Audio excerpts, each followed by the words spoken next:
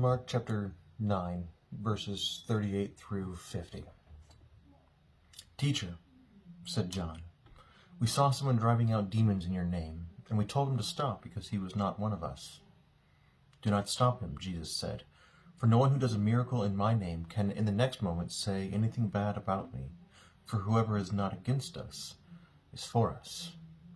Truly I tell you, anyone who gives you a cup of water in my name because you belong to the Messiah will certainly not lose their reward. If anyone causes one of these little ones, those who believe in me, to stumble, it would be better for them if a large millstone were hung around their neck and they were thrown into the sea.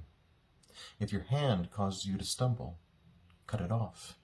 It is better for you to enter life maimed than with 2 hands to go into hell, where the fire never goes out. And if your foot causes you to stumble, cut it off. It is better for you to enter life crippled than to have 2 feet and be thrown into hell. And if your eye causes you to stumble, pluck it out. It is better for you to enter the kingdom of God with 1 eye than to have 2 eyes and be thrown into hell, where the worms that eat them do not die, and the fire is not quenched. Everyone will be salted with fire. Salt is good, but if it loses its saltiness, how can you make it salty again? Have salt among yourselves and be at peace with each other."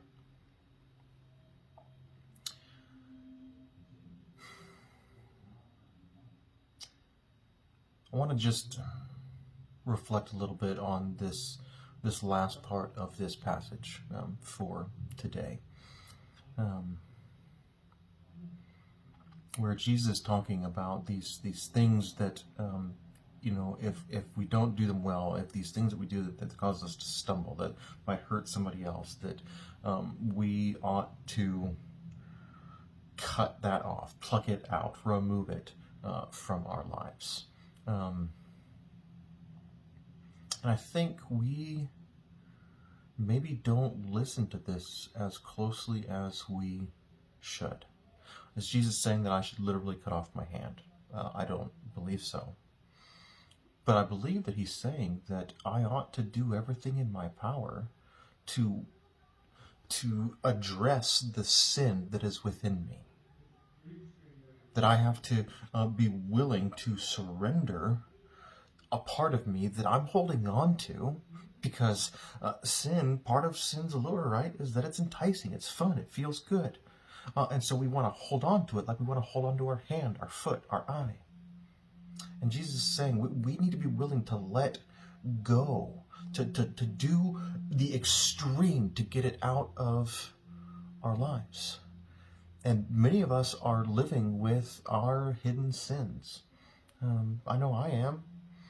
They're in my life, and I want to be a person who is constantly bringing them before the Lord, who's doing whatever I can to do that. In a sermon almost 2 years ago now, I preached on the topic of sex at Westside. And in that sermon, I named that when I was in 7th grade, I discovered my first Playboy, and that pornography ran rampant in my life for a long time.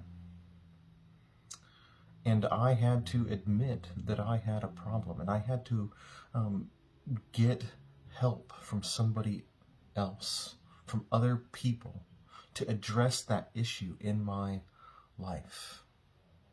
So whether you've got an addiction, whether you've got something else, whether you gossip, whatever it might be, 1, are you willing to admit it?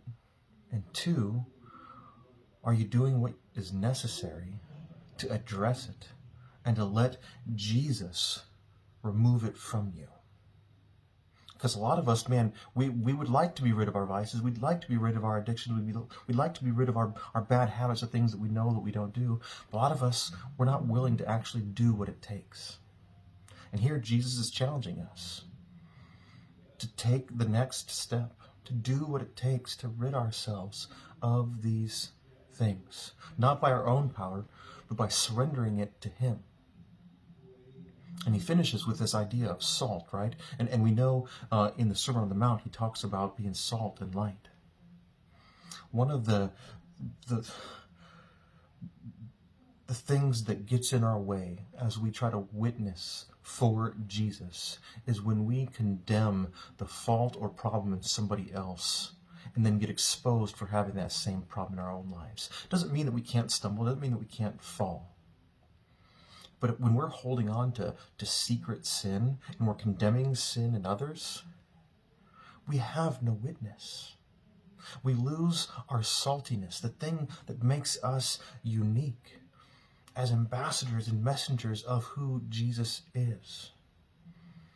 So if you're holding on to something, if you're struggling with something, maybe today is the day where you can admit that and begin to reclaim that saltiness, that flavor of who Jesus is, that makes you so interesting and unique and different from the rest of the world.